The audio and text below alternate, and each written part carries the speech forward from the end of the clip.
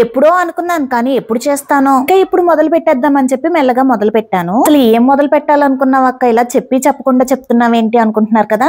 75 days weight loss journey start చేశాను. పొద్దున్నే లేచి కొంచెం హాట్ వాటర్ తాగేసి దాని తర్వాత హన్వీ గాడిని క్రిప్పెలో డ్రాప్ చేసి జిమ్ చేసేసుకుని షాపింగ్ వెళ్ళా. డిఎం అనే స్టోర్ లో క్యారెట్ జ్యూస్, బీట్రూట్ జ్యూస్ స్వచ్ఛమైనది దొరుకుతున్నాయని తెలిసి వెళ్ళి కొనుక్కున్నాను. ఈ రోజు ఈటింగ్ విండో 12 కి స్టార్ట్ చేశాను అనమాట.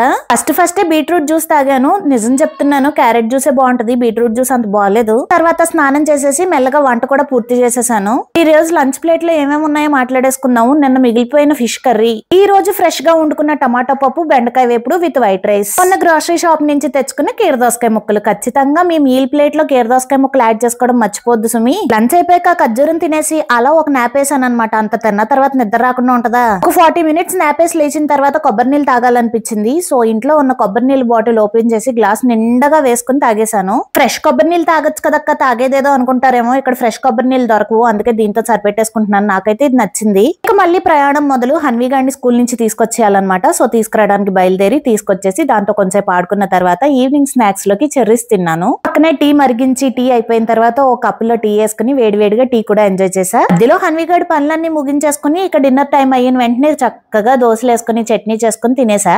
నేను చేంజ్ చేసిన హ్యాబిట్స్ గురించి చెప్పాలంటే ప్రతి మీల్ ప్లేట్ లో వెజ్జెస్ అయితే యాడ్ చేసుకుంటున్నాను ఖచ్చితంగా. డే మొత్తంలో ఎలా లేదన్నా 3 to 4 liters ఆఫ్ వాటర్ తాగడం అలవాటు చేసుకున్నాను. ఇప్పటికైతే ఈ 2 హ్యాబిట్లు నేర్చుకున్నాను. ఇక ముందు చూడాలి. ఏమన్నా అయింది డే 2 లో కలుసుకుందాం.